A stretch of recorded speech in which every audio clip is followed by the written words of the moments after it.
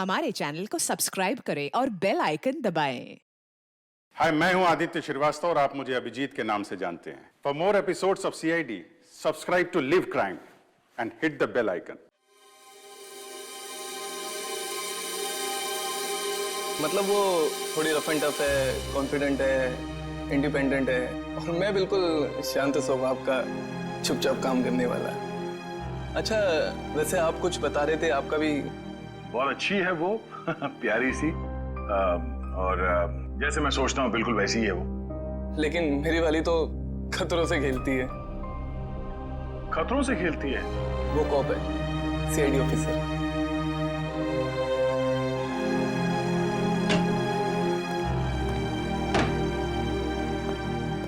Good morning sir. Good morning.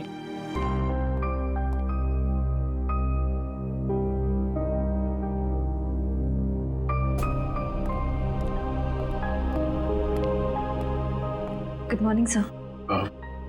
हाँ, हाय, good morning.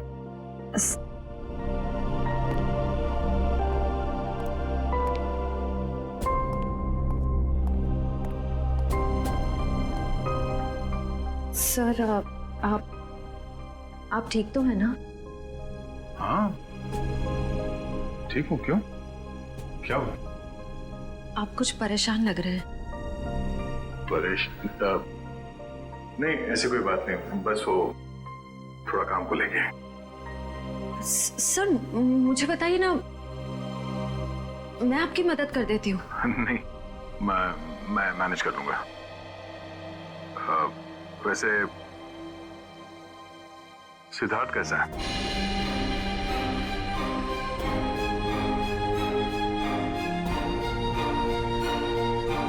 ठीक है सर, बस अपने काम में थोड़ा बिजी है।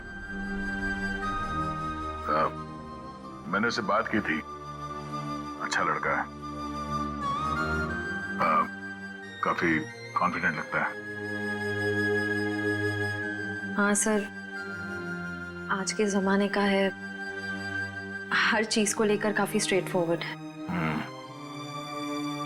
वैसे तुम्हारी पहचान, मतलब वो हमारे रिश्ते में है या बस ऐसी जान पहचान हो गई? एक्चुअली पापा के दोस्त का बेटा है, तो बस अच्छे दोस्त समझ लीजिए। श्रेया,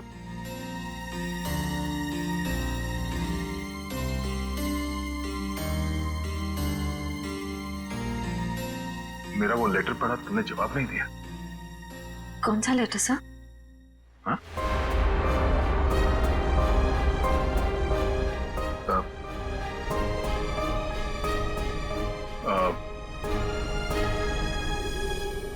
वो जो वो मैं नहीं, वो काम के सिलसिले में था। वो काम हो गया अभी, तो कोई बात नहीं।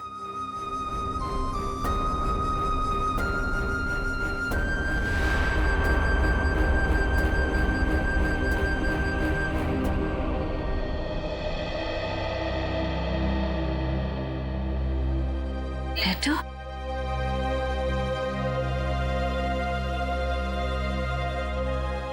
अभिजीत ने क्यों कहा कि उसने लेटर दे दिया है?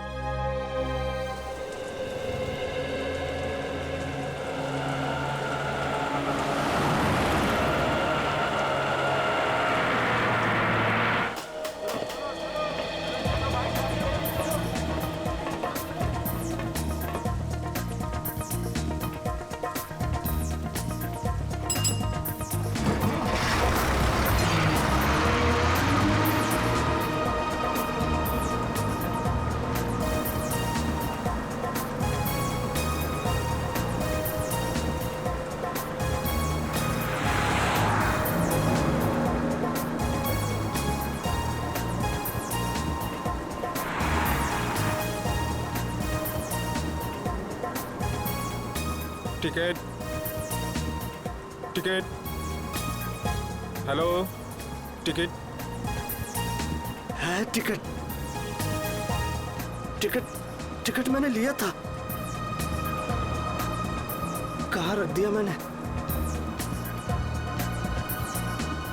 पैसे निकाल, टिकट ले। लिया है मैंने, टिकट लिया है। कहाँ रख दिया मैंने? कितनी देर से बैठा हुआ है बस में, टिकट ले। ये देखो। हाँ चल ठीक है।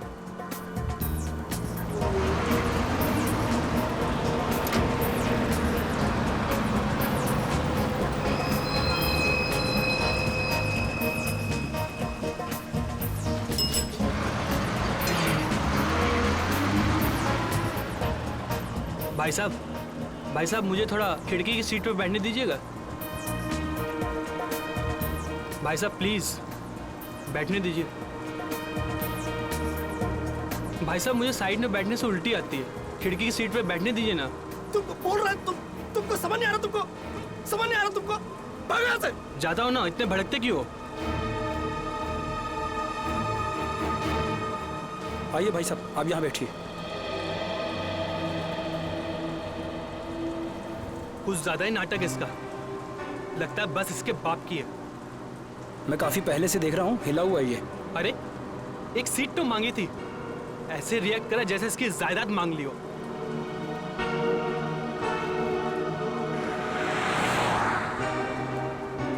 देखो इसको, ऐसे आदमियों को तो घर से बाहर ही नहीं निकलने देना चाहिए। मिल गई खिड़की वाली सीट है?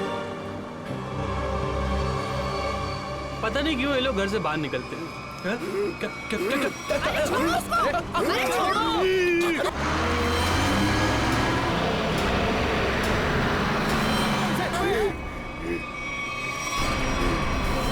अरे क्या हो गया इसे? क्या किया तुमने? मार दिया इसको। अरे पुलिस को बुलाओ, पुलिस को। कौन हो गया इसका?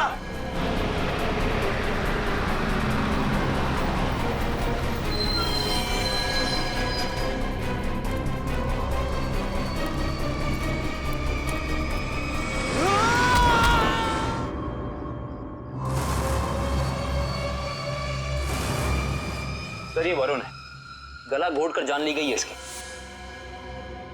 अजीब बात यह है कि इसका हत्यारा अरविंद वहां सामने मरा पड़ा। इसका खून करने के बाद वो बाहर भागा और सामने आती गाड़ी से टकरा गया, वहीं मर गया। अच्छा, गाड़ी ने उड़ा दिया? हुआ क्या था इनके बीच में? बड़ी छोटी सी बात थी सर। अरविंद उस खिड़की वाली सीट पे बैठा था, फिर ये वरुण चढ़ा और इसने भी वहीं बैठने के लिए कहा। अरविंद ने मना किया, वरुण ने उसका मजाक उड़ाया और बातों ही बातों में बात यहां तक पहुंच गई सर।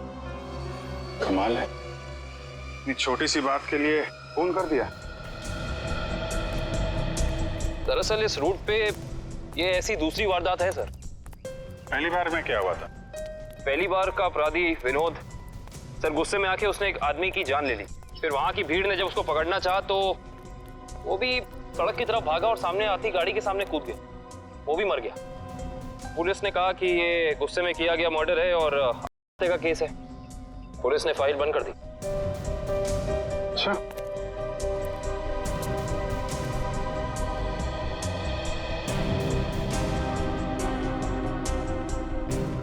पता चला ये दोनों कौन लोग हैं? ये हाँ सर, वरुण एक कंप्यूटर इंजीनियर था और अरविंद एक नामी पत्रकार था सर। ये सब मंजीत की आत्मा करवा रही है। उसकी आत्मा इस रोड पे घूम रही है और ये सब घटनाएं करवा रही है। सब कुछ मंजीत का किया धरा, ये सब उसकी आत्मा खून की प्यासी बन गई है। आपके पीछे भी आएगी वो। चुप, निकलो यहाँ से, अपना काम करो जाके। जबरदस्ती लोगों को डरा रहे, चलो यहाँ से। सर आप माने या ना माने, पर इसकी बात में सच्चाई है। क्या क्या कह रहे हो? है? क्या बकवास कर रहे हो तुम? सर ये सही कह रहा है सर इस रोड पर लगातार एक्सीडेंट होते रहे हैं। लोगों का कहना है कि ये सब मंजीत की आत्मा करवा रही है, इसलिए इस रोड को बंद कर दिया गया। अब पिछले 3 महीने से इसे चालू किया गया और ये सब होना शुरू हो गया। ये सब अफवाह है, ये हम लोग नहीं मानते, समझे? इन दोनों के घर में जाके पता करना होगा, इनका आपस में कोई कनेक्शन, कोई संबंध। पंकज, लाश को फॉरेंसिक लैब भिजवा दो।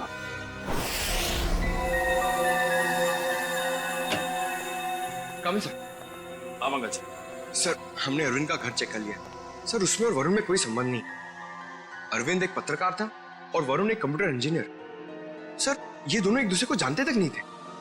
अजीब बात है पंकज, कोई इस तरह अचानक एक अजनबी को बेवजह क्यों मारेगा? अरविंद, हाँ सर। इसकी मौत इंटरनल ब्लीडिंग की वजह से हुई है, दिमाग में काफी खून भर जाने की वजह से। लेकिन ये ज्यादा खून बहने की वजह क्या हो सकती है सर? शायद एक्सीडेंट। जब ये बस से उतरकर सड़क पर भाग रहा था, वो गाड़ी ने टक्कर मारी, उसकी वजह से। लेकिन वहाँ लोगों ने बताया मरने से पहले इसका स्वभाव बदला था सर, ये और खूंखार हो गया था। इसका क्या कारण हो सकता है? ये जरूर चौंकाने वाला है। It's surprising. एक बात है, इसकी किडनी में जरा सा इन्फेक्शन तो हुआ था, लेकिन इसकी मौत से कोई लेना देना नहीं है।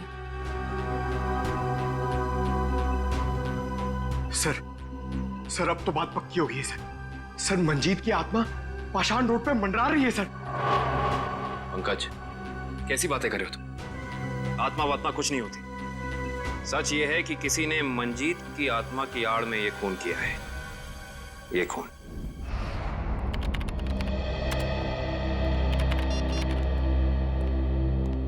फ्रेडी, तुम्हें कुछ पता है ये अभिजीत कहाँ है? अभी तक तो ऑफिस नहीं है।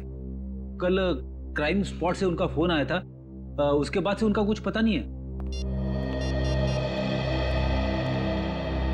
अरे कहाँ थे यार तुम? कब से फोन ट्राई कर रहा हूँ, लग ही नहीं रहा। अरे वो कुछ विटनेस के चक्कर में फंस गया था।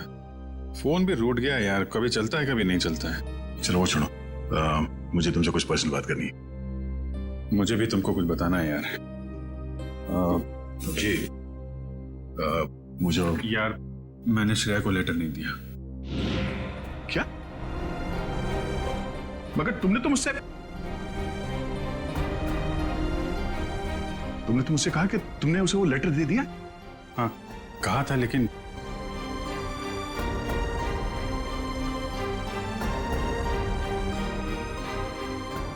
यार वो कुछ मजबूरी थी। ऐसी क्या मजबूरी जो तुम मुझे नहीं बता सके? हाँ? बात कुछ ऐसी है यार कि क्या? कैसी बात? सर ये विनोद की पुरानी केस फाइल मिल गई। फाइल मिल गई? अच्छा है। ये विनोद एनजीओ चलाता था।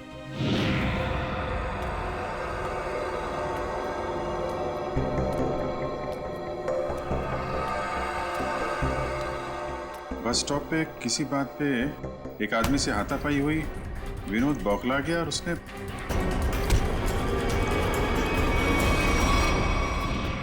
छोटी सी बात पे फोन कर दिया। हाँ सर, और जब लोग उसे पकड़ने के लिए उसके पीछे रास्ते पर भागे तो वो एक गाड़ी के सामने आ गया और उसने अपनी जान गंवा दी। बिल्कुल इसी केस के तरीके से। कमाल है, 1 महीने के अंदर एक जैसे 2 केसेस, ये कोई संयोग नहीं हो सकता। पूर्वी, वो जो मंजीत की अफवाह फैली हुई है पाषाण रोड पे, इसका क्या चक्कर है, कुछ पता किया? हाँ सर, कुछ साल पहले उस रोड पर मंजीत नाम की औरत का एक्सीडेंट हुआ था और वो मारी गई थी सर। तब से ही अफवाह फैली हुई है। कोई गुनहगार उस अफवाह का फायदा उठा रहा है। मुझे भी यही लगता है। कहीं विनोद का और अरविंद का कोई संबंध तो नहीं? पाषाण रोड चलते हैं, उस बस स्टॉप पे जहां से अरविंद ने बस पकड़ी थी।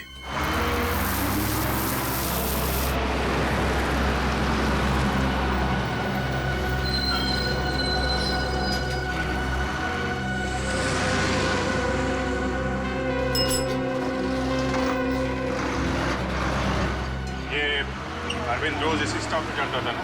जी हाँ।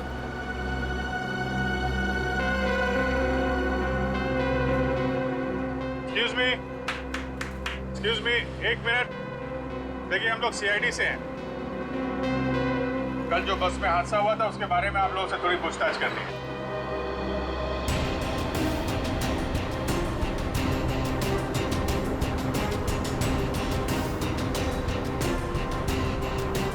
ये अरविंद है, इसके बारे में कुछ बता सकते हैं? नहीं साहब, मैंने इसे कभी नहीं देखा। अच्छा, आप बता सकते हैं इस आदमी के बारे में? हाँ सर, कल ये आदमी इस सीट पर बैठा था और वो अपने मोबाइल से कुछ फोटो क्लिक कर रहा था।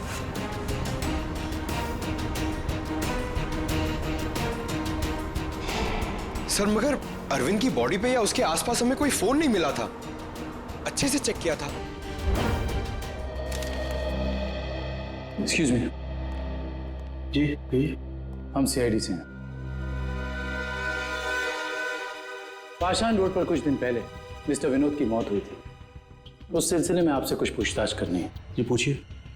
क्या आपको लगता है कि अपनी मौत से कुछ दिन पहले विनोद थोड़े चिड़चिड़े या गुस्सैल हो गए थे? देखिए सर, हमें खुद यकीन नहीं होता। विनोद सर जैसा शांत और सरल स्वभाव का इंसान गुस्से होकर किसी का खून कर सकता है और उसके बाद खुद को खत्म कर सकता है। अच्छा, क्या उनकी किसी के साथ दुश्मनी थी? देखिए, इस बारे में तो मैं कुछ कह नहीं सकता, लेकिन समाज सुधार के काम में हर तरह के इंसानों से पाला पड़ता है।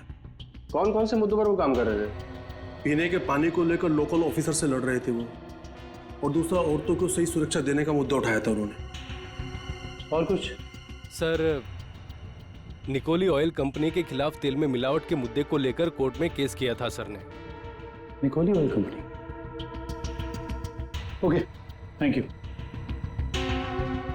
हमें यह पता करना होगा कि ये अरविंद कौन से मुद्दे पर काम कर रहा था। हो सकता है विनोद और अरविंद एक ही मुद्दे पर काम कर रहे हैं। आप बता सकती हो वो एग्जैक्टली कहाँ की फोटो ले रहा था? हाँ सर, कल वो आदर्श नगर और सरोजनी नगर के बीच में कहीं फोटो क्लिक कर रहा था। सर, ये आदमी काफी कुछ जानता है। क्या जानते हैं भैया? सर, मैं इसी बस से रोज ऑफिस जाता हूँ और अरविंद भी इसी बस से जाता था। नहीं, अरविंद के बारे में क्या बता रहे थे? अरविंद जिस बस स्टॉप से चढ़ता था उसी बस स्टॉप पे उसका किसी के साथ झगड़ा हुआ था। झगड़ा? किसके साथ? कौन था वो आदमी? नाम तो नहीं पता सर। आज इस बस में बैठा हुआ है? नहीं सर, आज तो नहीं। कल जब ये हादसा हुआ था तो वो आदमी बस में था? कल तो था। तो चेहरा तो याद होगा ना अच्छे तरीके से? हाँ सर। गुड। पंकज, स्केच बनवा लो। काबिन, आदर्श नगर से सरोजनी नगर के बीच वीडियो रिकॉर्डिंग कर दो। पता तो चले ये अरविंद इस चीज की फोटो खींच रहा है।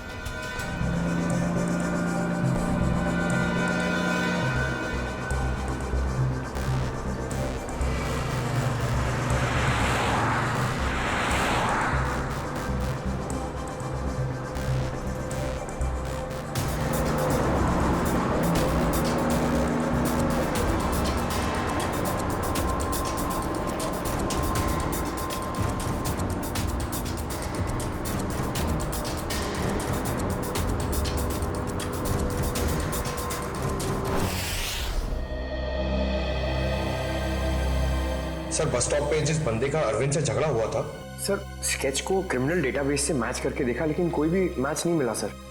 सर, ये देखिए, आदर्श नगर से सरोजनी नगर के बीच की वीडियो रिकॉर्डिंग मिल गई।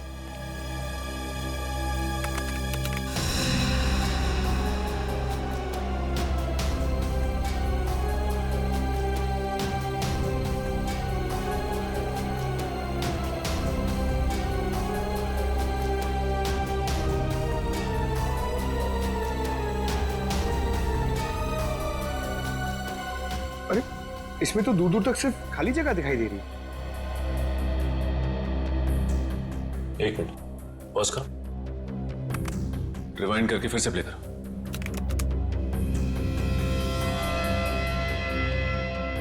और इस पे जूम करो।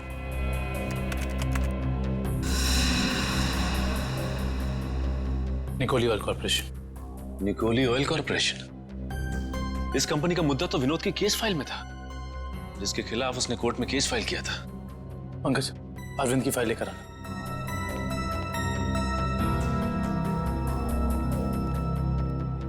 सर, ये देखो, तेल कंपनियों की धांधली, तेल में मिलावट के खेल का पर्दाफाश, गलत तरीके अपनाकर तेल के दाम बढ़ाने में सबसे बड़ा हाथ निकोली ऑयल कॉर्पोरेशन का। ये हो सकता है इस निकोली ऑयल कॉर्पोरेशन के ऑफिस चलना पड़ेगा।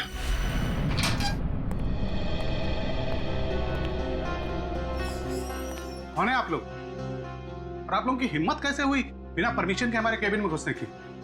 सीआईडी, एक जांच के सिलसिले में आए हम। ऐसी जांच? आप विनोद और अरविंद को तो भूले नहीं होंगे ना? देखिए, हमारी कंपनी में सैकड़ों लोग काम करते हैं अब हर एक का चेहरा और नाम तो हम याद नहीं रखते। मगर ये दोनों ही आपकी कंपनी में काम नहीं करते थे। विनोद एक एनजीओ चलाता था जो सामाजिक मुद्दों को लेकर लोगों को जागरूक करता था, और अरविंद एक पत्रकार था जो बुराई के खिलाफ लिखने से कभी नहीं डरा।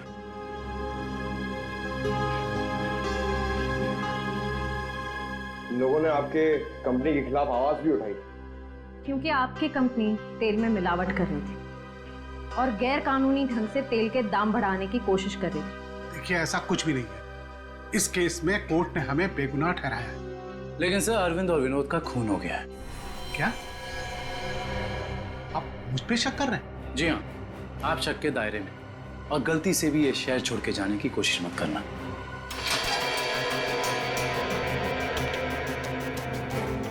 एक्सक्यूज मी, अरविंद और विनोद के बारे में क्या जानते? सर, विनोद ने कंपनी की धज्जियां उड़ा दी थी।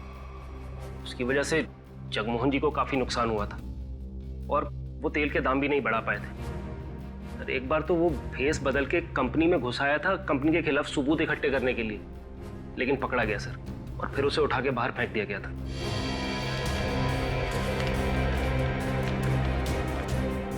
इसे पहचानते? सर, ये तो रोहन है सर, हमारी कंपनी में ही काम करता है। इसी ने तो विनोद को उठा के बाहर फेंका था। रोहन? इस रोहन से तो मिलना पड़ेगा।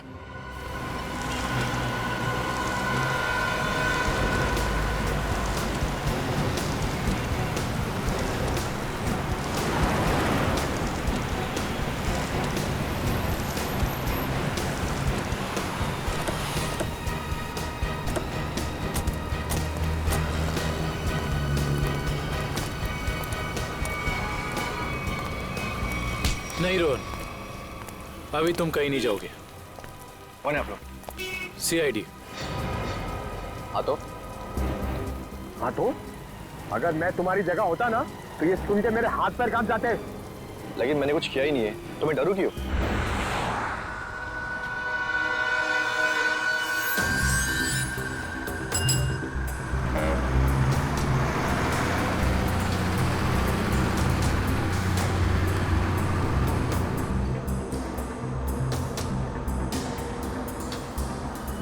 विनोद बेचारा मर गया, पता है ना तुम्हें?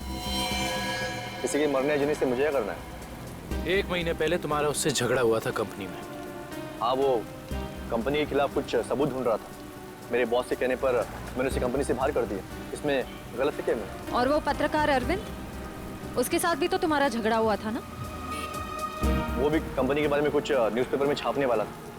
मैंने उसे कंपनी के बिहाफ बात करने की कोशिश की थी, और इसी बात को लेकर उसके और मेरे बीच में बस स्टॉप में झगड़ा हो गया।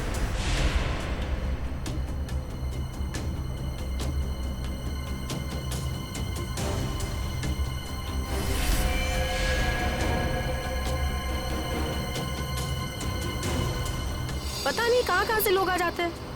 क्या बोला तुमने? क्या कहा मैंने? मैंने क्या कहा था? सिर्फ वॉल्यूम कम करने के लिए कहा था ना। तुमको परेशानी हो रही है ना, तुम कहीं और जाके बैठो। हो रही है परेशानी, तभी तो बोला था ना वॉल्यूम कम करने को। तुम्हें परेशानी हो रही है ना, तुम जाओ वहाँ पे। तुम वॉल्यूम कम नहीं कर सकती थी? नहीं कर सकती हूँ। देखो तुम मुझसे बहस मत करो। तुम कहीं और जाके बैठ जाओ। नहीं मानोगी ना, नहीं मानोगी ना तुम। बचाओ।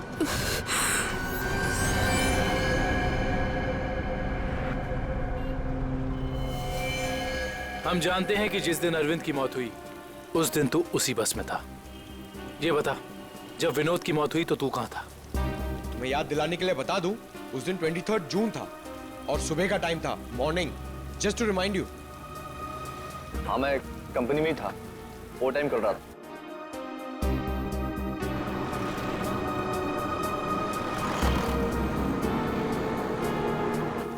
ठीक है, देखते हैं कि तू कितना सच बोल रहा है और कितना झूठ। Hello CID. क्या? ओके। क्या हुआ सर? पाषाण रोड पे एक और खून। पाषाण रोड, मंजीत की आत्मा सर।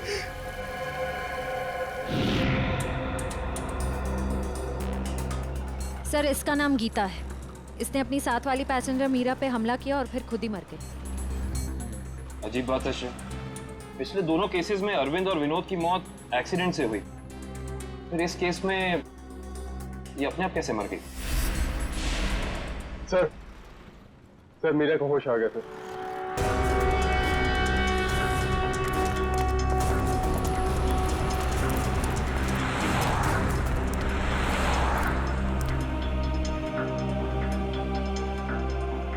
डॉक्टर, क्या हम इनसे कुछ सवाल पूछ सकते हैं? जी।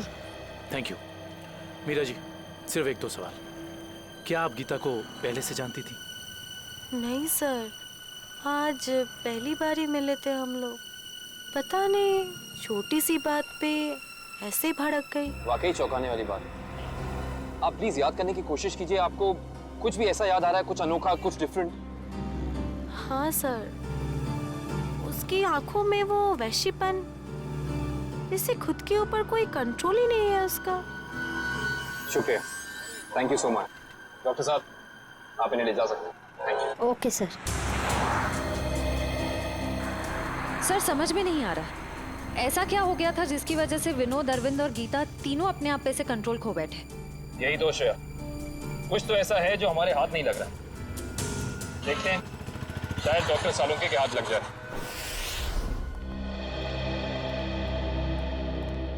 गीता की मौत का कुछ पता चल? हाँ, इस बार भी वजह वही है जो अरविंद के केस में थी। दिमाग में खून का ज्यादा बहाव, ब्रेन हैमरेज। Brain haemorrhage? कमाल है, इस बार तो गीता को कोई टक्कर नहीं लगी, किसी भी दुर्घटना में कोई चोट नहीं लगी, फिर अचानक ऐसा ब्रेन हैमरेज। गीता को भी किडनी इन्फेक्शन था। पहले हमने सोचा कि किडनी की नसों का कोई मामूली सा इन्फेक्शन हुआ, लेकिन बाद में जब अच्छी तरह से जांच की तो पता चला कि ये इन्फेक्शन किडनी की नसों से होता हुआ दिमाग की नसों तक पहुंच गया। डॉक्टर साहब, ऐसे किसी भी इन्फेक्शन से किसी को ब्रेन हैमरेज कैसे हो सकता है? हो सकता है, ब्रेन हैमरेज हो सकता है। किडनी के इन्फेक्शन के पेशेंट को एक खास किस्म की दवाई दी जाती है, एरेगेटोमाइसिन, और अगर ये दवाई उस पेशेंट को बहुत ज्यादा मात्रा में दे दी जाए तो दिमाग की नसें पतली हो जाती है, थिन हो जाती है। मतलब सिंपल शब्दों में कहा जाए तो दिमाग कमजोर हो जाता है और कुछ खास रिएक्शंस पर दिमाग की कमजोर नसें फट सकती है। और इसीलिए ऐसे पेशेंट का दिमाग अचानक बदल सकता है, किसी जरा सी बात पर उसका स्वभाव अचानक बदल जाएगा। तो ये वजह है अरविंद और गीता के मरने से पहले यूं खूंखार हो जाने की। कोई तो है जिसने उन्हें वो दवाई दी, वो भी ज्यादा मात्रा में, ताकि इनके दिमाग की नसें फट जाएं और ये दोनों मर जाएं। पर ऐसा वो इंसान, वो शख्स हो कौन सकता है? कोई डॉक्टर या फिर मेडिकल शॉप? सर यही वो दुकान है जहाँ पे एरगेटोमाइसिन नाम की दवाई मिलती है। कहिए सर, क्या चाहिए? हम लोग सीआईडी से, आपसे कुछ जानकारी चाहिए। सीआईडी? क्या जानकारी चाहिए सर? 3 लोगों की मौत हुई है जिन्हें आपकी दुकान से गलत दवा दी गई थी। क्या सर, हम कभी किसी को गलत दवा क्यों देंगे? देखिए हमारे पास सबूत है, आपने एरगेटोमाइसिन 10% नाम की दवाई 3 लोगों को बेची थी, विनोद, अरविंद और गीता। सर मैं चेक करके बताता हूँ, आप लोग अंदर रहिए।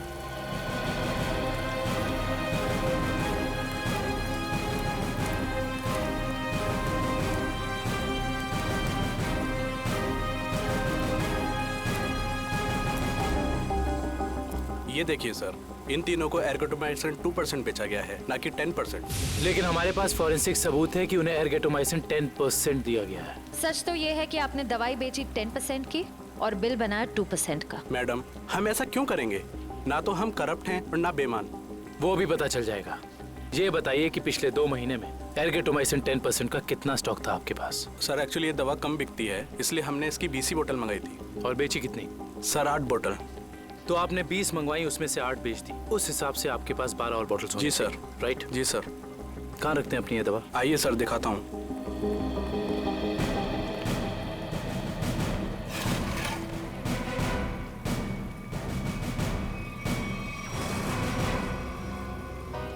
सर ये तो 9 ही बोतल है। जी 9 बॉटल्स हैं। अब सर ये बताइए कि बाकी की 3 बॉटल्स कहाँ गई? सर मुझे नहीं पता, क्योंकि काउंटर सुधांशु संभालता है। वो 2 दिन से नहीं आ रहा है और मेरा फोन भी नहीं उठा रहा है सर, इसलिए मैं यहाँ बैठता हूँ। सुधांशु कौन है?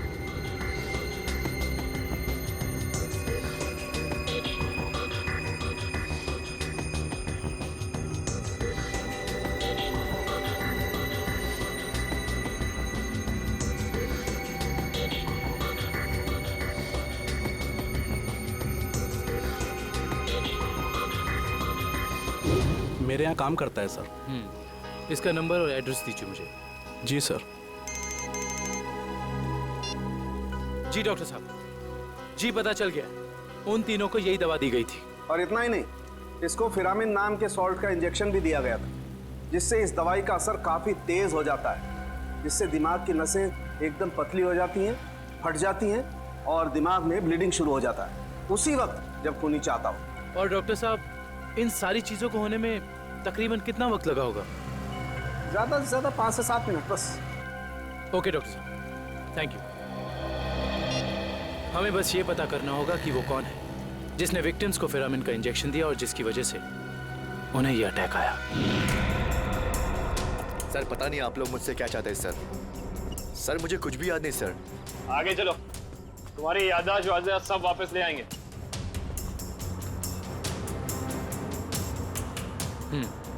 तो तुम कहाँ बैठे थे? सर मैं यहाँ बैठा था। बैठो यहाँ पर।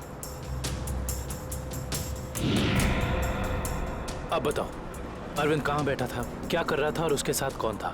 सर मैं यहाँ बैठा हुआ था और अरविंद वहां पे बैठा हुआ था।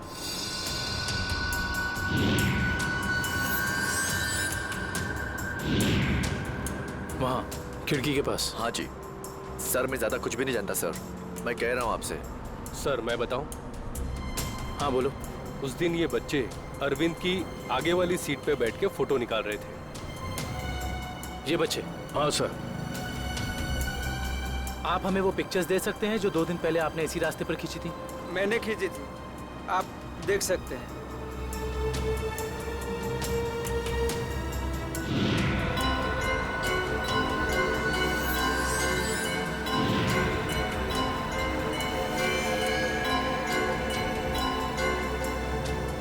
ये वीडियो भी आप ही ने शूट किया? आप हमें ये वीडियो रिकॉर्डिंग दे सकते हैं? जी सर। Thank you.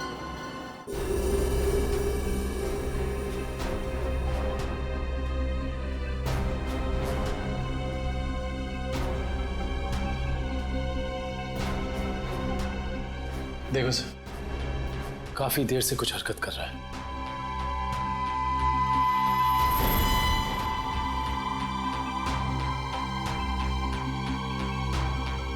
सर ये तो बस से उतर गया, घटना वाली जगह से 2 स्टॉप पहले। लेकिन इतना समय काफी है इस फिरामिन सॉल्ट को अरविंद के शरीर में असर दिखाने के लिए। 1 मिनट पंकज, रिवाइंड करके फिर से प्ले कर।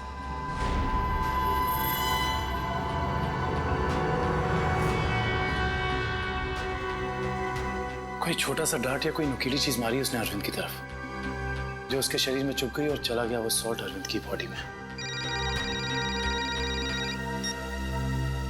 हेलो, क्या? ठीक है, थैंक्स। उस केमिकल फैक्ट्री का पता चल गया है जहां पे ये फिरामिन सॉल्ट बनाया जाता है। नाम क्या उस कंपनी का? जी सर, सिर्फ हमारी कंपनी बनाती है फिरामिन सॉल्ट, जिसका इस्तेमाल दवाइयों में किया जाता है सर। क्या आप ये बता सकते हैं कि ये फिरामिन सॉल्ट्स आपने किन किन लोगों को बेचा था? 1 मिनट चेक करके बताता हूँ।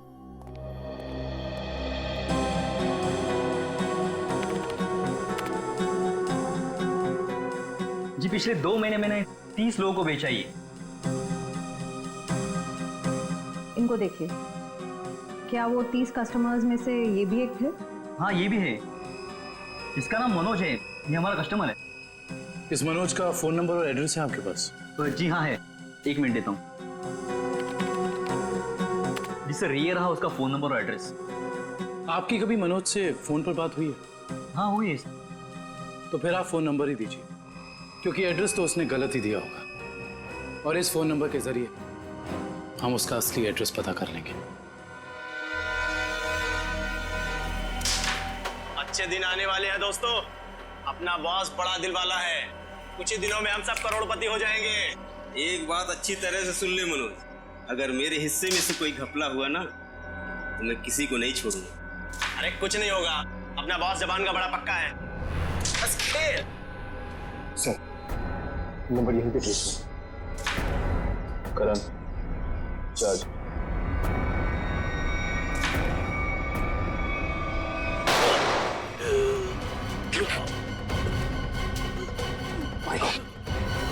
उसका पीछा करो, पकड़ो उसे। मनोज मनोज मनोज आंखें खोल। मनोज कौन था इस प्लान के पीछे, जल्दी बोलो। ये प्लान सब किसका प्लान था ये?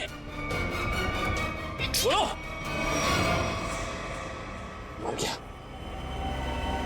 ये लोग यहाँ पे जरूर कोई ना कोई सुराग छोड़ के गए होंगे, ढूंढते हैं। पंकज मनोज की बॉडी चेक कर।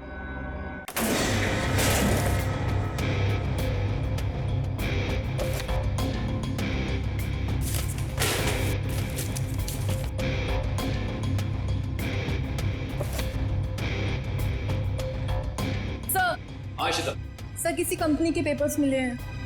कंपनी के ब्लू लाइन? ये किसकी कंपनी हो सकती है, देखते हैं। ये क्या, जमीन के कागजात? ये जमीन तो जगमोहन के नाम पर है। सर हमारे केस से जगमोहन की जमीन का क्या संबंध हो सकता है?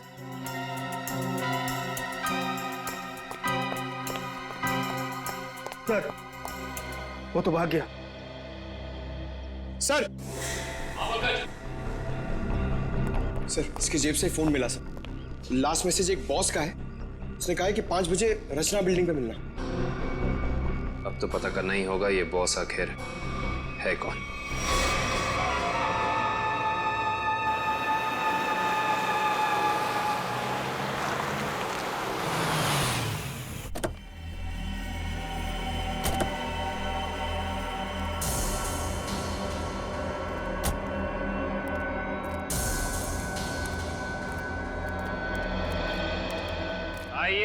आइए जगमोहन साहब, अपना ये नाटक अब बंद कीजिए, क्योंकि हम आपके सारे राज जान चुके हैं। सीआईडी, पर लगता है आपको हमारे बारे में कुछ गलतफहमी हो रही। गलतफहमी नहीं, सही फहमी। हम आपके पाषाण रूट वाली जमीन और blue line real estate company के बारे में सब कुछ जान चुके हैं, सब कुछ। सर हमारी तो कोई ऐसी कंपनी नहीं है। आपकी कंपनी नहीं है मतलब? तो फिर आप यहाँ क्या कर रहे हैं?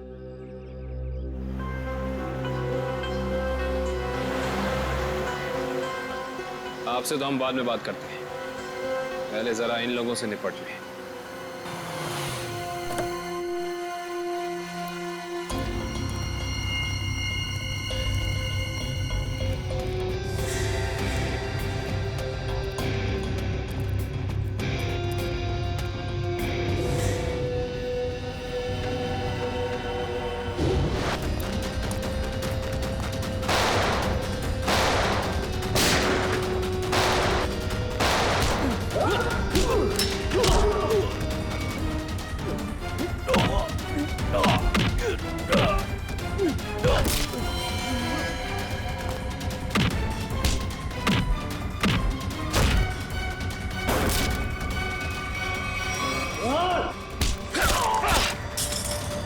लोगों को ज्यादा पावर के इंजेक्शन दिए थे ना तूने।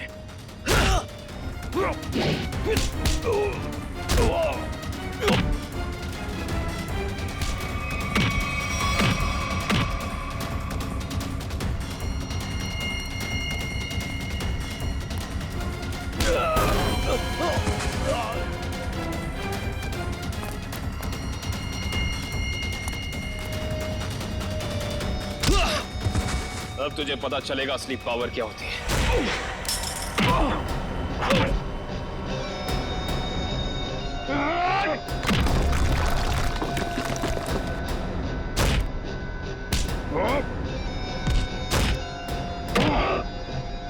जमीन चाहिए ना, मैं देता हूं तुझे सस्ते में। इससे पहले कि हम तुझे और तकलीफ दें, सच बोलकर तुम अपनी तकलीफ कम कर सकते हो। बोलो। ब्लू लाइन कंस्ट्रक्शंस मेरी ही कंपनी है सर। फर्जी कंपनी जिसका कोई रिकॉर्ड नहीं है, जिसका सिर्फ एक मकसद है, जगमोहन की जमीन किसी तरीके से हड़पना। हाँ सर, मैंने कर्जा लेकर उस जगह पर बहुत पैसे खर्च किए डेवलप करने में, लेकिन इन लोगों की डरावनी अफवाहों की वजह से कोई भी उस जगह कुछ बनवाना नहीं चाहता, ना ही कोई अपना बिजनेस शुरू करना चाहता। मंजीत की आत्मा की अफवाह हैं? उस रूट पे खून करने शुरू कर दिए और बलि का बकरा बनाया विनोद, अरविंद और गीता को। हाँ, क्योंकि विनोद और अरविंद जगमोहन के तेल के मामले से जुड़े हुए थे। मैंने सोचा अगर राज फाश भी हो गया तो सारा शक जगमोहन पे ही रहेगा। और फिर जब जगमोहन बर्बाद हो जाए तब तुम उसकी उस जगह को बड़ी आसानी से कम दामों पे हड़प सको। निर्दोष लोगों के दिमाग की नस फाड़ के खून करवाया तुम लोगों ने। अब फांसी के इंतजार में तुम्हारे दिमाग की नस न फट जाए, ये दुआ करना।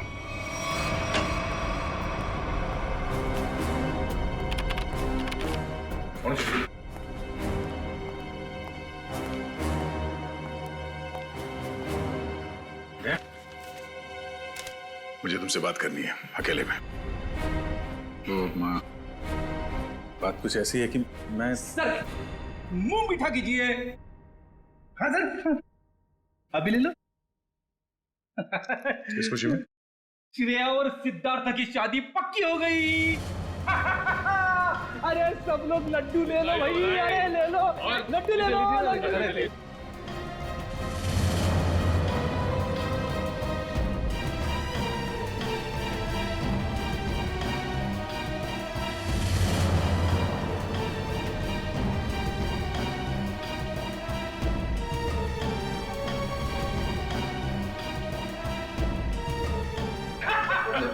बहुत बढ़िया, मजा आ गया।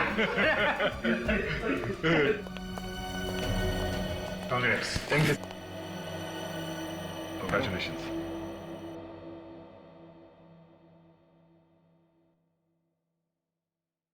और तुम्हें भी श्रेया। अच्छा सर, वो मैं बताया था ना आपको अपने सपनों की दुल्हन के बारे में, कॉप है करके। अब ये हमें प्रोटेक्ट करेंगे।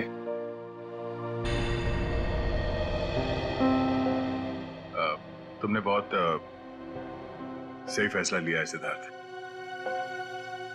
श्रेया तुम्हें हमेशा खुश रखेगी। अच्छा सर, आप वो बता रहे थे ना आपके सपनों की मलिका,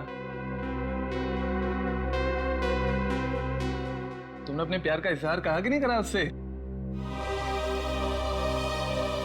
सच में यार, कभी वक्त ही नहीं मिला बताने का। तो तुरंत जाओ, अभी के अभी को, क्योंकि इस काम में देर नहीं करते, वरना दिल की बात दिल में रह जाती है। नहीं सिद्धार्थ, शायद काफी देर हो चुकी है। अरे दोस्त, तो आपको अभी तुरंत जाना चाहिए, वरना बाद में बहुत पछतावा होता है। एक मिनट। हेलो। अरे थैंक्स। हाँ, नेक्स्ट मंथ आना जरूर। हाँ। अरे देखो, मैं आप लोगों को समझाता हूँ। समझने और समझाने का वक्त खत्म हो गया अभिजीत।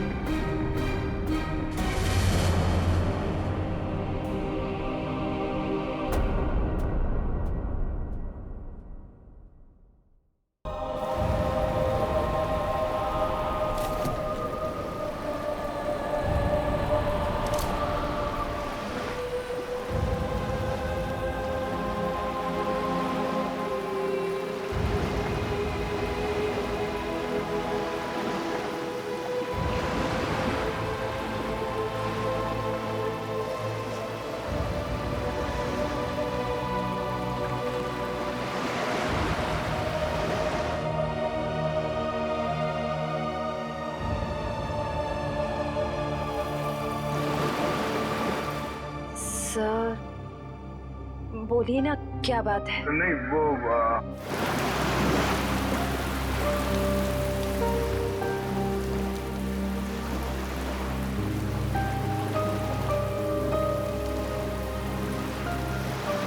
श्रेया और सिद्धार्थ की शादी पक्की हो गई।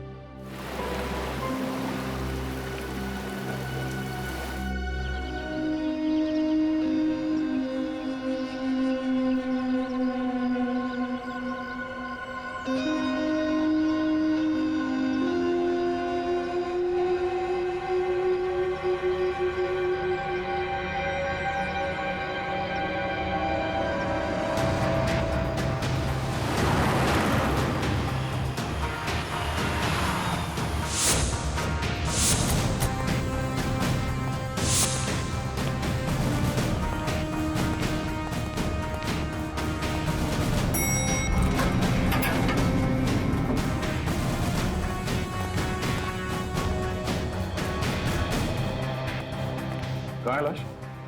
सर वो उस कैबिन में।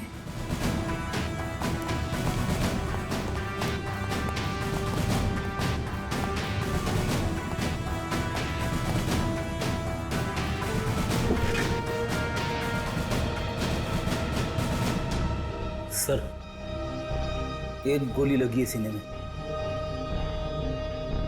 देखो जरा शरीर से गोली बाहर निकलने का कोई निशान है क्या?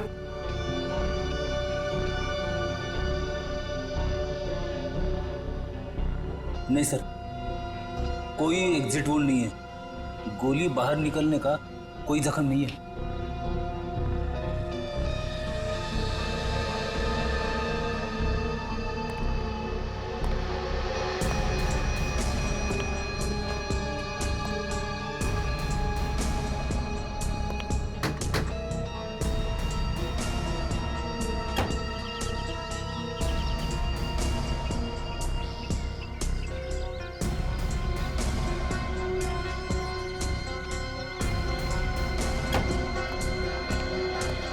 पूर्वी सर। लाश किधर? सर अंदर आइए सर।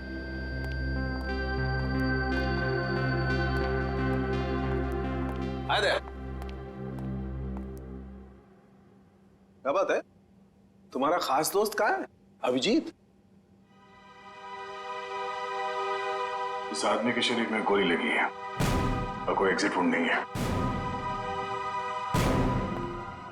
सर कमरे को अच्छी तरह से चेक करो। Excuse me. हाँ प्लीज प्लीज।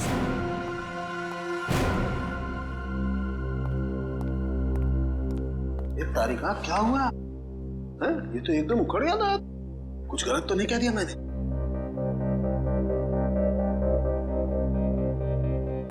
कैसे हुआ ये सब? हमें नहीं पता है सर। क्या नाम है आपका? जी श्लोक। कितने लोग काम करते हैं यहाँ ऑफिस में? कोई 20-22 लोग। 20-22 लोग। दिन दहाड़े कोई आपके डायरेक्टर के कमरे के अंदर घुस जाता है, उसे मार देता है, और आप में से किसी ने कुछ नहीं देखा? सर मैं आपको सिर्फ इतना बता सकता हूँ कि जो कुछ भी हुआ है वो 1:30 से 2 के बीच हुआ होगा। खून किसने किया वो आप नहीं जानते। खून कितने बजे हुआ ये आपको मालूम है? हाँ सर, क्योंकि सर के केबिन का दरवाजा 1:30 से 2 के बीच अपने आप लॉक हो जाता है। क्यों लॉक हो जाता है? वो तो नहीं पता, सर ने ऐसे ही बनवाया है। तो क्या करते क्या थे कैबिन में 1:30 से 2 के बीच? सर हो सकता है कि वो अपने वाइफ से बात करता हो और नहीं चाहता हो कि कोई उसे डिस्टर्ब करे। नहीं सर, सर शादीशुदा नहीं थे। तो फिर करते क्या थे वो? हा? पूजा करते थे, खाना खाते थे, क्या करते थे? सर वो घर से खाना खा के आते थे। और ये कैबिन का दरवाजा हर रोज ऐसे ही बंद होता था? जी सर। जी सर। तो फिर आज उसी दौरान उनका खून हुआ, ये आप लोग कैसे कह सकते हैं? सर ये शालिनी है। सर इनको अंकुश सर से मिलना था, ये दौड़ते हुए उनके केबिन में गए, लेकिन अरे शालिनी, तुम भाग के कहाँ जा रही हो? सॉरी रचना, वो बॉस से कुछ अर्जेंट काम है मुझे। सर से मिलने जा रही हो? लेकिन अभी तो 1:30 बजने वाले हैं, केबिन बंद हो जाएगा उनका। पता है, इसलिए तो जल्दी जा रही हूँ। Excuse me.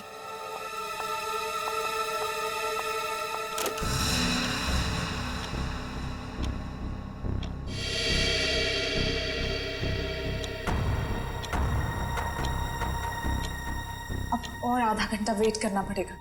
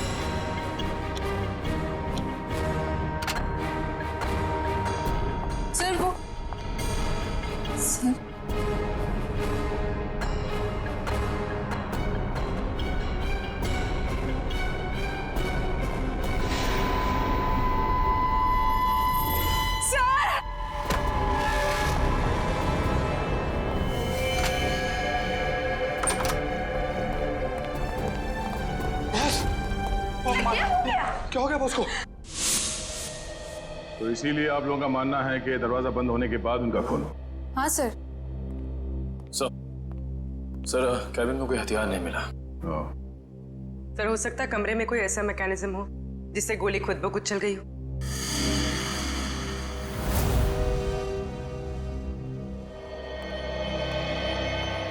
डॉक्टर साहब, ये खूनी कहाँ खड़ा होगा जब उसने गोली चलाई?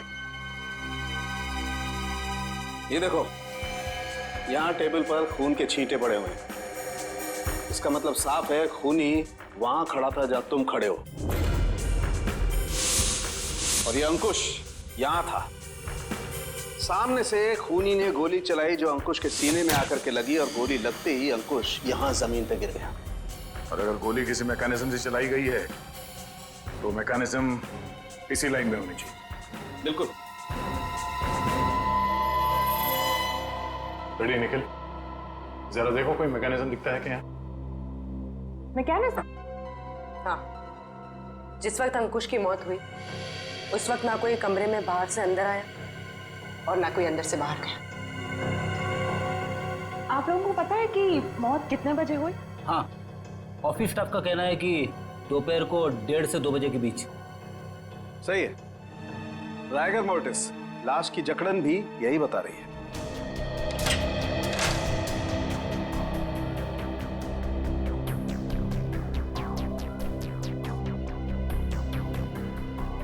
सर, यहाँ तो कोई मैकेनिज्म दिख नहीं रहा है। सर, यहाँ भी ऐसी कोई चीज दिखाई दे नहीं रही है। कमरे में कोई आया नहीं और कोई मैकेनिज्म भी नहीं है, तो फिर इस आदमी को गोली लगी कैसे? कि ऐसा तो नहीं कि ये दरवाजा लॉक होने से पहले इसे गोली लगी हो?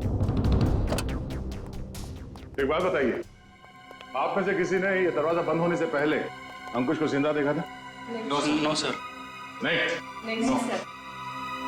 ठीक है, एक काम करो, शुरू से बताओ जब आपके बॉस अंकुश यहाँ इस ऑफिस में आए। सर, वो बहुत परेशान थे और उन्होंने कृतिका को अपने केबिन में बुलाया। Okay sir, okay. रचना, क्या हुआ? बॉस बहुत ज्यादा गुस्से में है। कृतिका को अंदर बुलाया है।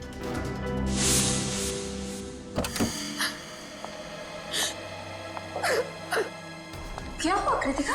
रो क्यों रही हो? कुछ नहीं। अरे बताओ ना, रो क्यों रही हो? कुछ नहीं हुआ। अरे बताओ तो कृतिका। तो कृतिका अभी कहाँ है? ऑफिस से चली गई क्या वो? नहीं सर, उसका बैग तो यहीं है।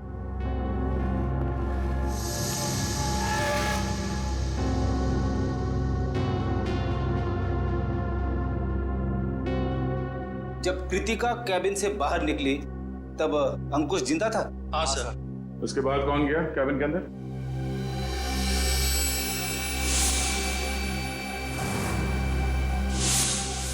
देखिए, हम एक सवाल 2 बार नहीं पूछेंगे आप लोगों से। हम यहाँ ये पता करने की कोशिश कर रहे हैं कि आपके बॉस का खून किसने किया, और इसके लिए हमें आपके सहयोग की जरूरत है। और आपके ऐसे चुप रहने से कुछ हासिल नहीं होगा। इसलिए बताइए, कृतिका के बाहर आने के बाद अंकुश के कैबिन में कौन गया था? सर, त्र्यंबक, रचना और मैं। उस वक्त कितने बजे थे?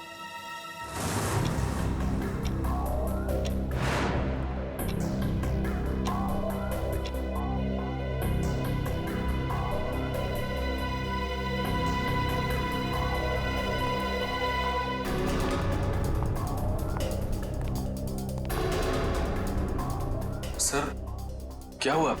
आपने हमें बुलाया? ये पूछो क्या नहीं हुआ है। क्या सर, क्या नहीं हुआ? ईमानदारी नहीं हुई, वफादारी नहीं हुई। सर, हम कुछ समझे नहीं। देखो, तुम तीनों बहुत मुश्किल में हो। मुश्किल में?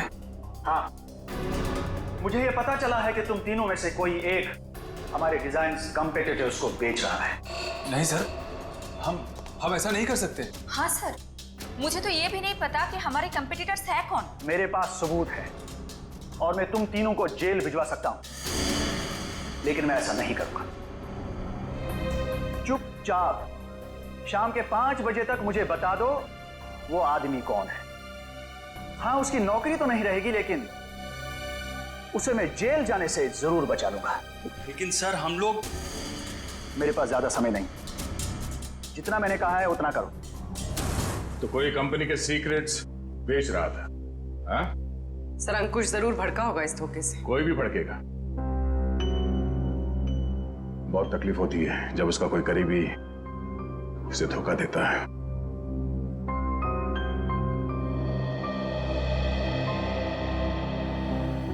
तुम तीनों में से कोई एक धोखेबाज है, वरना अंकुश सिर्फ तुम तीनों से पूछताछ क्यों करेगा इस बारे में? सर, हम बेकसूर हैं। कोई हमें फंसाने की कोशिश कर रहा है। तुम लोगों ने ही मारा अंकुश को और अब ये बेकसूर होने का नाटक कर रहे हो। नहीं सर, हम सच कह रहे हैं। अच्छा, वो तो हम पता लगा ही लेंगे कि क्या है सच और क्या है झूठ। तुम कितने बजे अंकुश के कैबिन से बाहर गए थे? सर, यही कोई 1:15 हो रहा होगा। और वो जिंदा थे जब तुम बाहर आई? हाँ मैम। जी, तो उसके बाद कौन गया था केबिन में? सर, मुझे पता नहीं है। मैंने किसी को जाते हुए नहीं देखा सर। मैंने भी किसी को अंदर जाते हुए नहीं देखा। सब सबका जवाब एक ही है। सर, समझ में नहीं आ रहा है कौन सच बोल रहा है और कौन झूठ। सर, खूनी जो कोई भी है, सर इन तीनों के बाहर आने के बाद दरवाजा लॉक होने से पहले अंकुश केबिन में घुसा होगा और अंकुश का खून करने के बाद शालिनी के आने से पहले निकल गया होगा। खूनी कौन हो सकता है? तो कमरे के अंदर घुसा और किसी ने उसे आते जाते नहीं देखा। अंकुश के कमरे से बाहर निकलने के बाद तुम तीनों कहाँ थे? सर, हम कॉन्फ्रेंस रूम की तरफ चले गए थे झूठे लगे इल्जाम के बारे में बात करने के लिए। लेकिन थोड़ी देर के बाद जब हम बाहर लंच के लिए आए तो देखा शालिनी अंकुश जी के रूम की तरफ जा रही थी। 1:15 से लेके शालिनी के कमरे के बाहर आने तक किसी ने किसी को कमरे के अंदर जाते हुए देखा? सर, हमने ध्यान नहीं दिया क्योंकि कृतिका ही ये सब देखती थी। ये कृतिका है कहाँ? पता नहीं सर, बहुत टाइम से आपने उसे देखा नहीं। पुलिस देखो, जब तक कृतिका नहीं मिल जाती कुछ पता नहीं चलेगा। आप लोग सीसीटीवी कैमरा की फुटेज क्यों नहीं देखते? उसमें पता चल जाएगा। तुम कौन हो? जी, मैं सुमित, कृतिका का बॉयफ्रेंड। और ये सीसीटीवी कैमरा के बारे में क्या बता रहे हो? कृतिका ने मुझे बताया था कि बॉस ने स्टाफ पे नजर रखने के लिए उसके डेस्क पे एक सीक्रेट कैमरा लगा रखा था। Secret camera?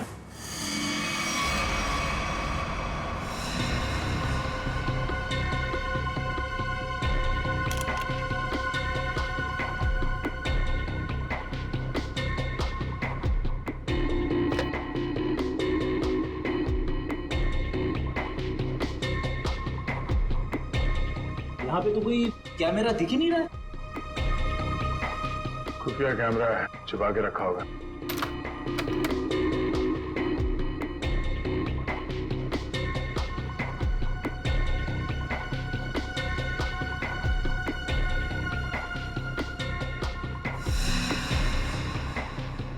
ये देखो, लाफिंग बुद्धा की आंखों में कैमरा। निखिल, पता करो इसका रिसीवर कहाँ है।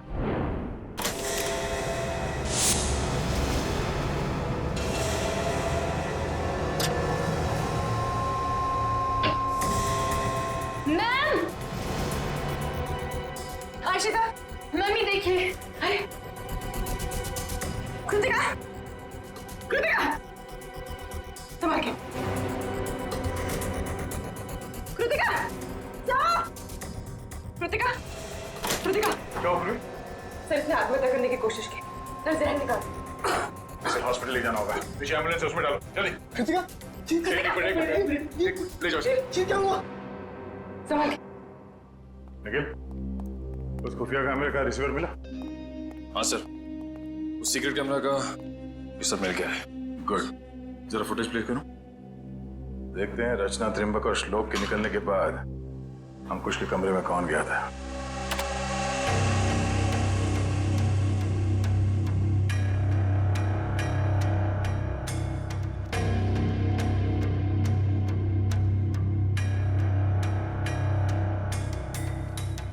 उन तीनों ने कृतिका के बारे में जो कहा था वो तो सही निकला। अब आगे देखते हैं।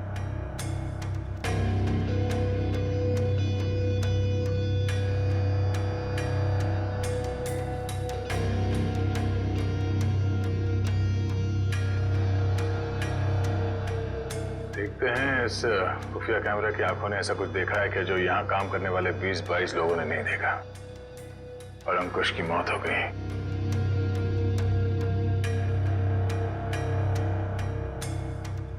एक मिनट रोको सर, ये आदमी कौन है? क्लियर, फॉरवर्ड करो सर। बस। इसका चेहरा तो ठीक से दिख ही नहीं रहा है। ये आदमी कैबिन के अंदर गया एक 20 को, बाहर निकला एक 25 को, और बड़ी हड़बड़ाहट में निकला है बाहर। निकले, काम करो, ऑफिस स्टाफ मेंबर्स को बुलाओ, और हाँ, उस वॉचमैन को भी लेके आओ अंदर।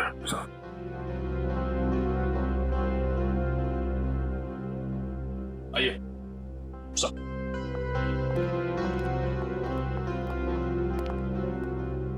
देखिए, इस आदमी को पहचानते हैं आप? नहीं सर, हमने इन्हें कभी ऑफिस में नहीं देखा। तुम? नहीं सर, इससे पहले मैंने कभी इसे देखा नहीं। श्लोक? नहीं सर, मैंने भी इसे नहीं देखा। वॉचमैन, तुम तो एंट्रेंस में थे, तुमने तो देखा होगा साथ ही जाते। हाँ, पहचानते हो कौन है? नहीं सर, मैंने इसे कभी नहीं देखा। अरे तो फिर ये अंदर आया कैसे? उड़ के आया क्या? मेरा एक फोन आया था, मैं 5 मिनट के लिए थोड़ी दूर चला गया था, शायद ये तब आया होगा।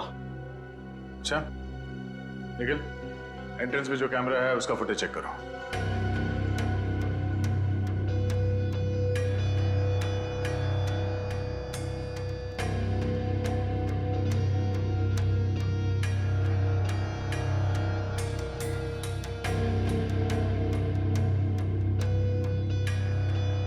एक मिनट, इस फ्रेम को फ्रीज करो। ये सुमित? कृतिका, तुम्हें कुछ नहीं होगा, जल्दी चलो। आई। तुम्हें कुछ नहीं होगा कृतिका, तुम ठीक हो जाओगे। संभल के।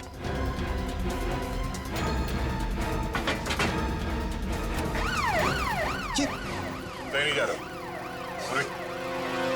ये क्या कर रहे हैं सर? कृतिका के पास मेरा रहना जरूरी है। तुम आज इस ऑफिस में से पहले भी आए थे ना? हाँ, कृतिका बहुत परेशान थी, उसी ने मुझे फोन करके बुलाया था। अंकुश का खून करने के लिए? ये कैसी बातें कर रहे हैं आप लोग? सच है, वही कह रहे हैं, समझे? तुम अंकुश के कैबिन में घुसे, इसका खून करके वहां से निकल गए, और तुम कृतिका से मिले भी नहीं। सर ऐसा कुछ भी नहीं है, मेरी बात समझने की कोशिश कीजिए। आप लोग जैसा समझ रहे हैं ऐसा कुछ भी नहीं, मैंने किसी का खून नहीं किया है। चल अंदर चल, तेरी राम कहानी हम लोग वहीं सुनेंगे। निकल। सर मैं सच कह रहा हूँ, मैंने खून नहीं किया है। तुम्हारे गिड़गिड़ाने का कोई फायदा नहीं है, हम जानते हैं कि अंकुश का खून तुम नहीं किया है। काश सर, अगर मैंने उसका खून किया होता तो मुझे अपना गुनाह कबूल करने में खुशी होती। मैं उसे मारना चाहता था लेकिन मार नहीं पाया। तुम अंकुश को क्यों मारना चाहते थे? क्योंकि वो कृतिका को परेशान कर रहा था, उससे शादी करना चाहता था। कहता था कि अगर शादी नहीं करोगी तो उसे नौकरी से निकाल देगा। बार बार अपने एमडी होने की धमकी देता था। क्या करती बेचारी कृतिका, उसके ऊपर उसके बूढ़े माँ बाप की जिम्मेदारी थी। इसलिए तुमने बदला ले लिया अंकुश का खून करके? हाँ? नहीं सर, तब मुझे कृतिका ने बुलाया था, वो बहुत रो रही थी। अंकुश ने फिर से उसे धमकी दी थी, पर जब मैं ऑफिस पहुंचा तो मुझे वो नहीं दिखी। तब मैं जाकर अंकुश को धमकाया और वहां से बाहर चला गया।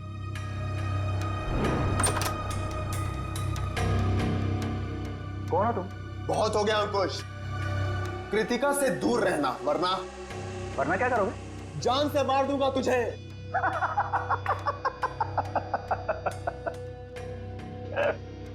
अरे जा, जो करना है कर। कृतिका सिर्फ मेरी बनेगी। अंकुश, तू यहां से निकल रहा है या मैं सिक्योरिटी को बुलाऊं? आउट। अभी तो जा रहा हूं लेकिन बहुत जल्द लौटूंगा और तब तुझे मुझसे बचाने के लिए कोई नहीं रहेगा, कोई नहीं रहेगा।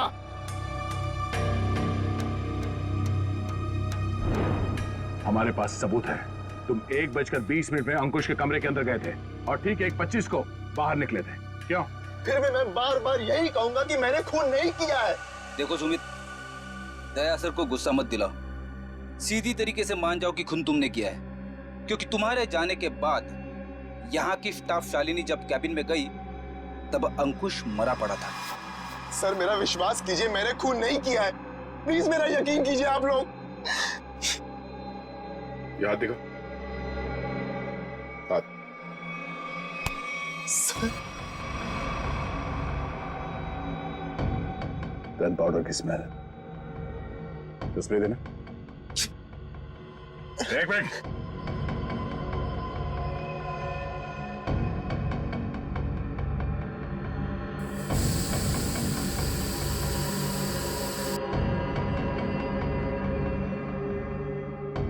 तुम्हारी उंगलियों पे गन पाउडर है, इसका मतलब है हाल ही में तुमने गोली चलाई है।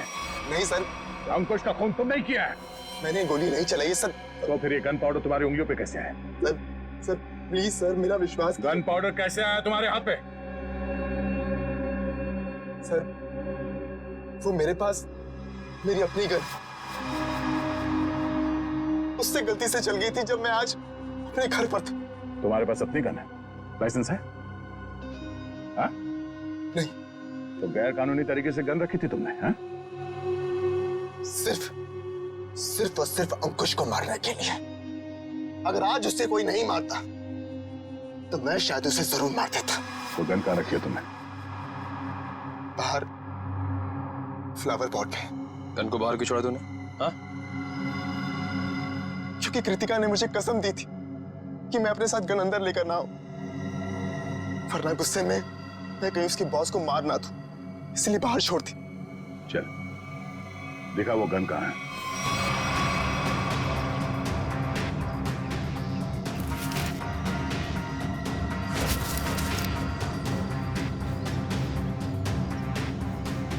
ये तुम्हारी गन? हाँ सर।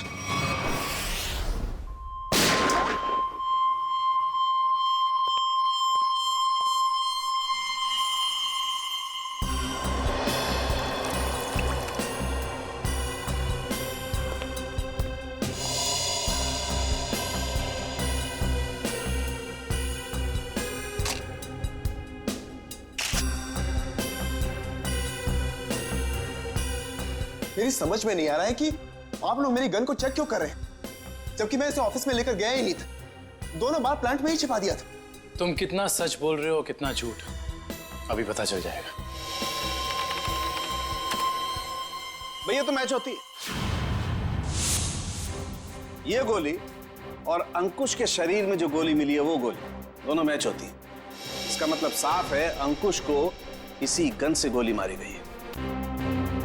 अब बोलो, तो तुमने दोनों बार ये गन ऑफिस के बाहर वाले गमले में छुपा दी थी। सर मैं आपसे बार बार कह रहा हूं कि मैंने अंकुश को नहीं मारा।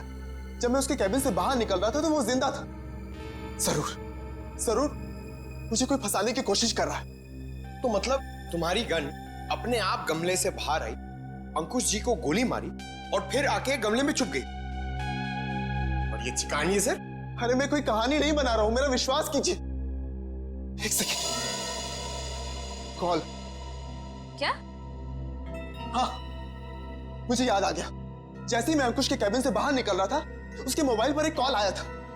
और उसने वो कॉल रिसीव किया था? हाँ।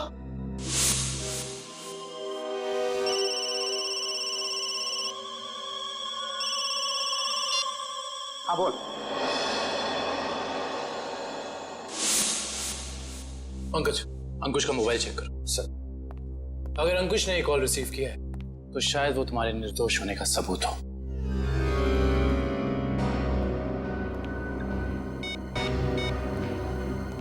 सर, अंकुश को 1:25 पे कॉल आया था सर, और 7 मिनट तक कॉल चली थी।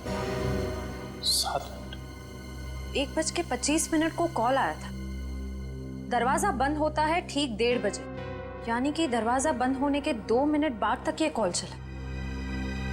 सर, शायद वो जिंदा था। पंकज, इस नंबर पर कॉल करके चेक करो कि वाकई इस आदमी की अंकुश से बात हुई थी कि नहीं।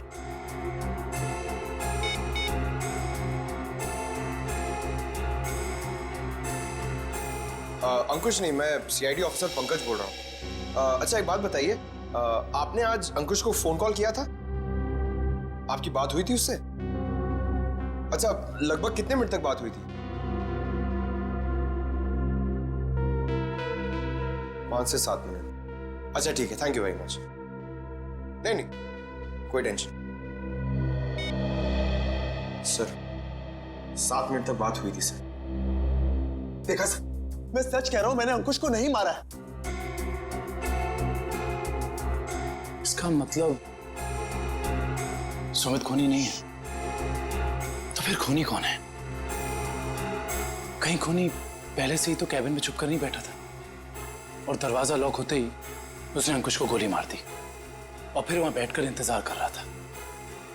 और जब 2 बजे बाकी का सारा स्टाफ अंदर आया कैबिन में अंकुश की लाश देखने, तो मौका देखकर वो भी उनके साथ निकल गया।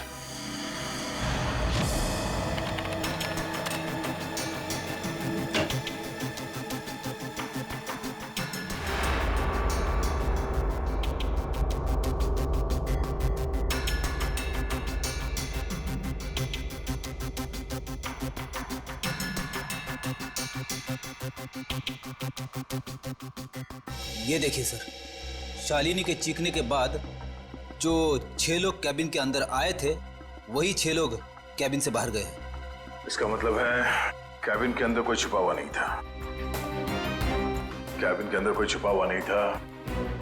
इस दरवाजे से कोई अंदर नहीं आया। और अंकुश इस कमरे में अकेला था जब ये दरवाजा बंद हुआ। तो इस कमरे के अंदर आने का इस दरवाजे के अलावा सिर्फ एक ही रास्ता है, वही ये खिड़की।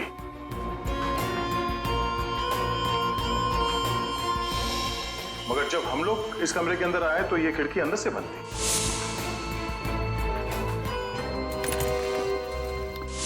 तो अगर हम ये मान के चले कि कोई इस खिड़की के जरिए अंदर आया है, तो नीचे से ऊपर आना तो बहुत मुश्किल है। और किसी ने तो देखा ही होगा उसे ऊपर आते हुए।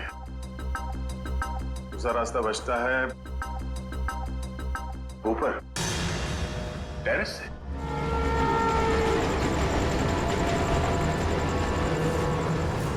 जरा देखो आसपास, अगर वो खूनी अंकुश के कैबिन में यहाँ टेरेस से गया है तो उसने रस्सी या हार्नेस का इस्तेमाल किया होगा। और अगर ऐसा है तो यहाँ लेज पे कोई ना कोई निशान जरूर होना चाहिए। तो चेक करो।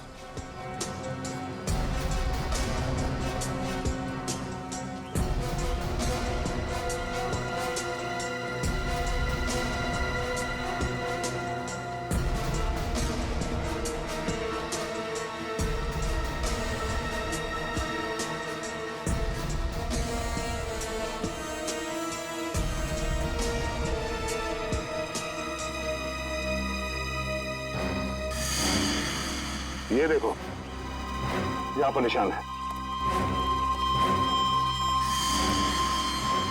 ये निशान, उसने रस्सी को यहाँ से बांधा और यहाँ से नीचे उतरा, क्योंकि ठीक नीचे यहाँ पे अंकुश का ऑफिस है।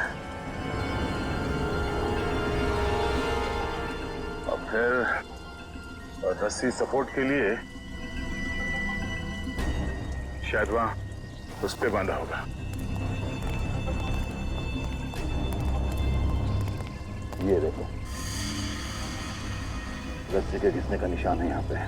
इसका मतलब है उसने रस्सी यहाँ इस पाइप पे बांधा और वहां ऐसे नीचे अंकुश के कैबिन में गया। कमाल है सर, खूनी इतना कुछ करता रहा लेकिन किसी ने उसे देखा तक नहीं। खूनी ने जिस तरीके से मेहनत की है खून करने के लिए, उससे तो साफ साफ दिख रहा है सर, उसके दिल में कितनी नफरत भरी पड़ी थी अंकुश के लिए। ये पता करना पड़ेगा कि वो है कौन जिसे अंकुश से इतनी नफरत थी, और उसे ये भी पता था कि अंकुश के कैबिन का दरवाजा 1:30 से 2 बजे के बीच बंद होता है। वो ना हो ये कोई ऑफिस का ही आदमी है।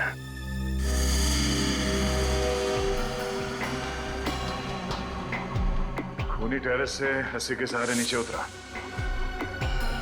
और फिर खिड़की के रास्ते कैबिन में आया। लेकिन आपने तो चेक किया था, खिड़की अंदर से बंद थी, जिसका बाहर से खुलना नामुमकिन था। एग्जैक्टली फ्रेडी, इसका मतलब है खून होने से पहले खूनी ने या उसका साथ देने वाला कोई ना कोई इस ऑफिस में था जिसने छुपके से ये लैच, खिड़की का लैच खोल दिया ताकि इसे बाहर से खोल सके।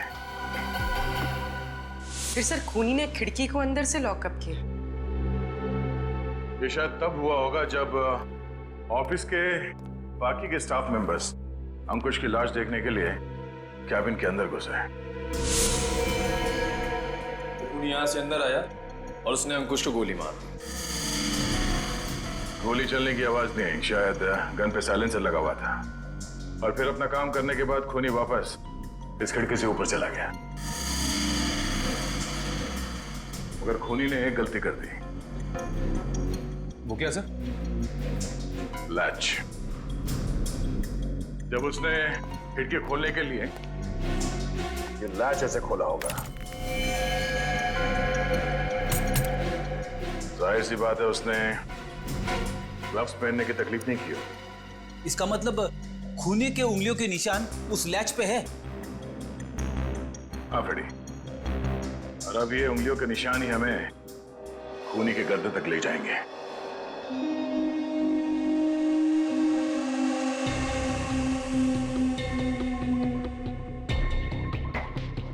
सर आप लोग हम पर शक कर रहे हैं? हाँ, क्योंकि खूनी आप लोगों में से कोई है। ये क्या कह रहे हैं आप सर?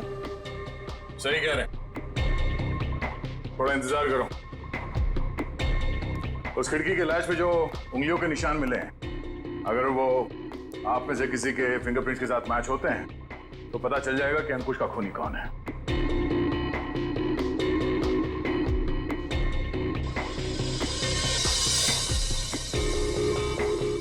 ठीक, आप जाइए, आप आइए।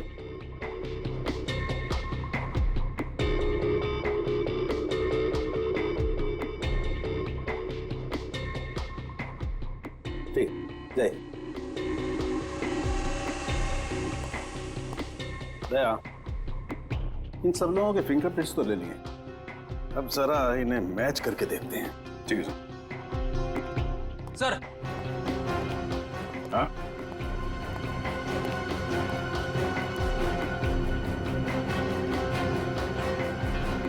खूनी ने टेरेस से नीचे उतरने के लिए जिस रस्सी का इस्तेमाल किया था, वो रस्सी कहीं मिल नहीं रही है। अच्छा, रेडी?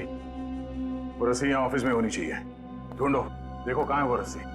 सबसे बड़ा सबूत है, इस फिंगरप्रिंट से भी ज्यादा बड़ा। अगर वो रस्सी मिल गई तो समझ लो खूनी अपने आप अपने हाथ आ जाएगा।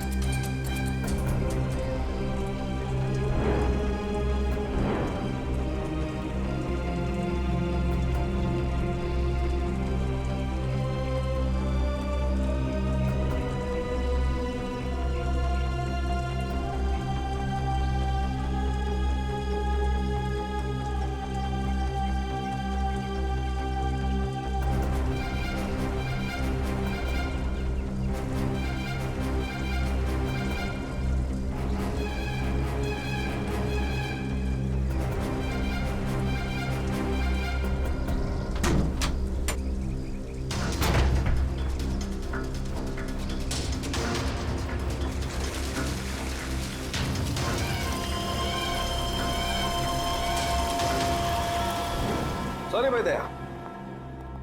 क्या हुआ सर? डॉक्टर तारिका, केबिन में मिले फिंगरप्रिंट्स इनमें से किसी से मैच नहीं हो रहे। ये कैसे हो सकते हैं डॉक्टर तारिका? इनमें से किसी न किसी के उंगलियों के निशान मैच होने चाहिए थे। आप लोगों से कोई गलती हो गई होगी। नहीं यार दया, ऐसा नहीं है, हमसे कोई गलती नहीं हुई। हो सकता है दया इनमें से कोई खूनी नहीं होगा, तो खूनी नहीं होगा तो फिंगरप्रिंट्स कैसे मैच होंगे? हो सकता है इस बार गलती आप लोगों से होगी। नहीं, मैं सही हूं और मैं साबित भी कर सकता हूं। खूनी इन्हीं में से कोई है और वो खुद ब खुद सामने आएगा। सामने आ जाएगा मतलब तुम्हारे सामने आकर के खड़ा हो जाएगा, कहेगा लीजिए दया जी मैंने खून किया, मुझे हथकड़ी पहना दीजिए। यार बात कर। डॉक्टर साहब इस बार ऐसा ही कुछ होगा। डॉक्टर साहब ने आप लोगों के हाथ पे एक केमिकल लगाया था। वो केमिकल रिएक्ट करेगा और वो केमिकल तब रिएक्ट करेगा जब आप में से जो खूनी है वो ऊपर टेरेस पे जाके पानी के टैंक के अंदर से वो रस्सी निकालेगा। वो रस्सी हमें तब मिल गई थी जब पहली बार हम लोग छत पे गए थे।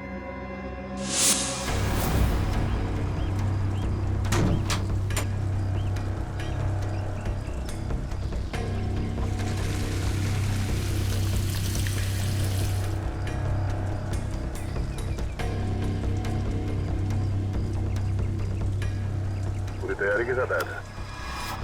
उस रस्सी पे हमने एक केमिकल लगाया है और वो केमिकल तब रिएक्ट करेगा जब आप लोगों के हाथ पे लगा हुआ केमिकल उसके कांटेक्ट में आएगा। आप लोगों के हाथ चमकने लगेंगे अंधेरे में। Lights off.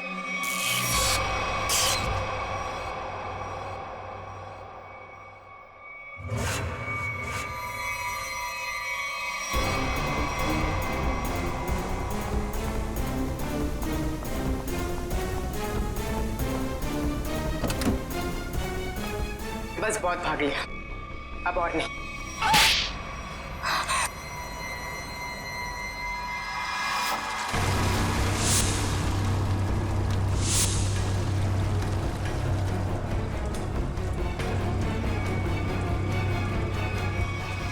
तुमने अंकुश को क्यों मारा?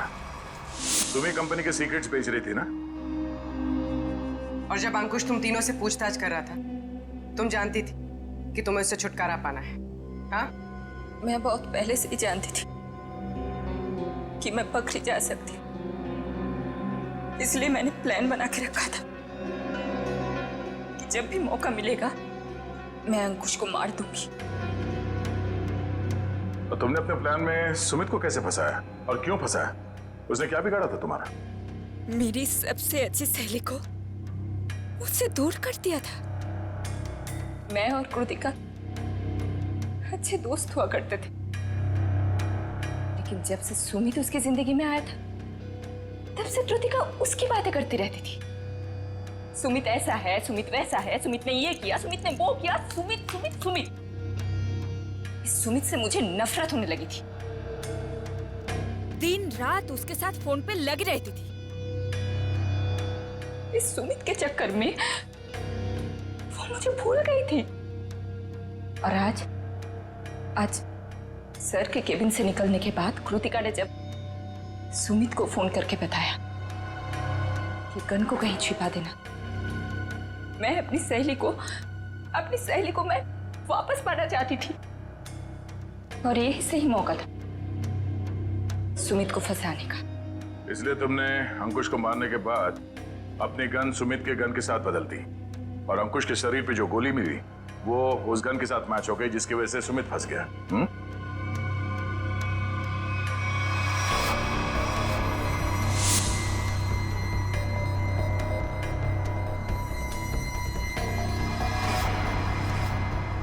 और जब अंकुश अपने कैबिन में तुम तीनों पे भड़क रहा था, उस वक्त तुमने चुपके से उस खिड़की का लैच खोल दिया।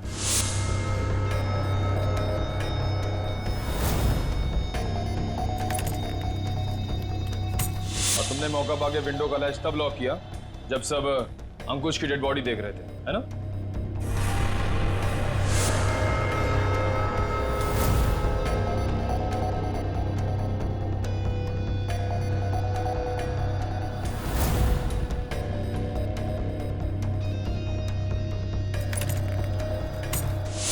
तुम्हें कैसे मालूम कि सुमित के पास कौन सी गन है?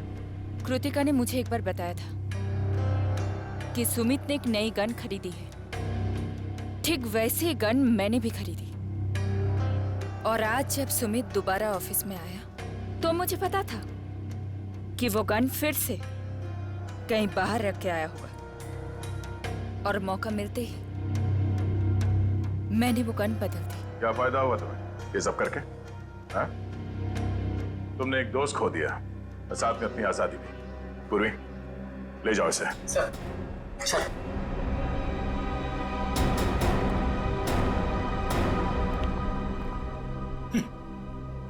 लोग भी दोस्ती में क्या क्या करते हैं सर।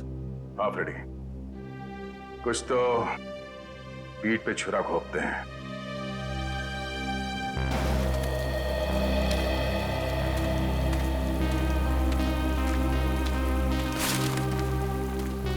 हाय। हाय।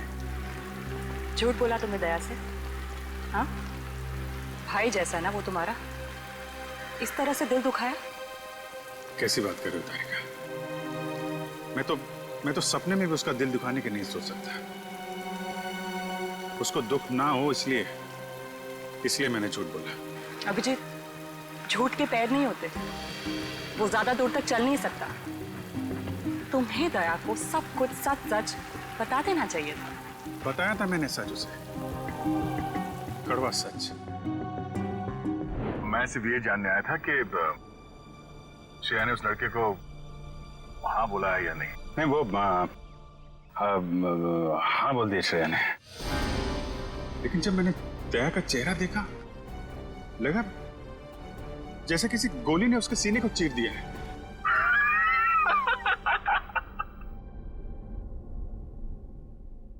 अरे यार, क्या लड़का है नहीं, तबीयत खराब हो गई उसकी।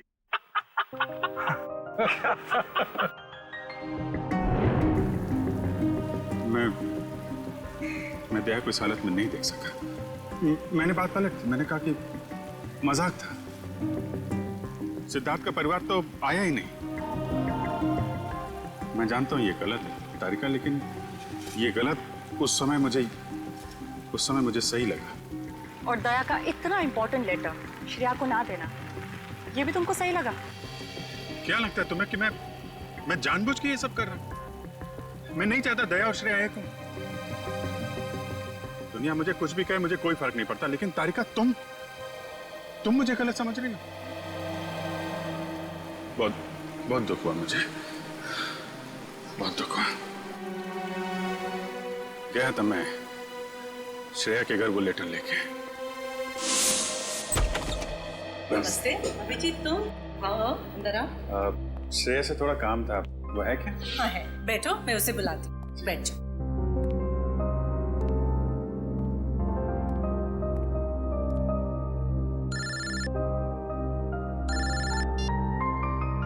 अरे भाई, तुम्हारा ही काम करने आया हूं यार। अरे भूल कैसे सकता हूं, लेटर है मेरे पास। अभी दिया नहीं है, जैसे ही श्रेया आती है ये लेटर उसके हवाले कर दूंगा। हैं? अरे यार थोड़ा तो सब्र रखो यार। हाँ मैं करता हूँ। नमस्ते। अभिजीत, मैं तुम्हारे हाथ जोड़ता हूँ, तुम दया का कोई भी लेटर श्रेया को नहीं दोगे। लेकिन दया और श्रेया तो... मैं जानता हूं दया और श्रेया कुछ कहते नहीं, लेकिन वो एक दूसरे के काफी करीब हैं। मगर मैं अब नहीं चाहता हूं कि श्रेया अपना फैसला बदले। ये तो दोनों के साथ ज्यादती होगी। आप अभिजीत, मैं मजबूर हूं। मैंने पिछले साल सिद्धार्थ के पिता से एक बड़ी रकम उधार ली थी, जो मेरे अलावा मेरे घर में कोई नहीं जानता। और अगर श्रेया ने इस शादी से इनकार किया तो वो लोग सारे पैसे वापस मांग सकते हैं, जो मैं अभी देने की स्थिति में नहीं हूं। लेकिन अंकल, ये तो श्रेया की जिंदगी का सवाल है। तो मैं क्या करूं? इतने पैसे कहां से लाऊं? श्रेया की मां को हार्ट प्रॉब्लम है। तुम लोगों की जरा सी गलती हमें प्रॉब्लम में डाल सकती है। देखिए, अगर सिर्फ पैसे की बात है तो हम लोग मिलकर कोशिश कर सकते हैं। पैसा तो नहीं, वो बात नहीं है। पैसे का इंतजाम हो चुका है, बस 1-1.5 महीने की बात। एक बार मैं उनके सारे पैसे लौटा दूं, उसके बाद तुम ये लेटर श्रेया को दे देना। लेकिन तब तक ये बात हम दोनों के बीच ही रहनी चाहिए, प्लीज। ये आपने बड़ी मुश्किल में डाल दिया। दया से कोई बात छुपाना इतना आसान नहीं है। अब ये बात ना मैं श्रेया को बता सकता हूँ और ना दया को। दया तो इस बारे में कुछ नहीं जानता। वो तो तुम्हें गलत समझ रहा है। इनफैक्ट नफरत करने लगा है वो तुमसे। जानता हूँ, वक्त ने गलतफहमी पैदा कर दी है, लेकिन ये भी जानता हूँ कि सही वक्त आने पर सब ठीक भी हो जाएगा।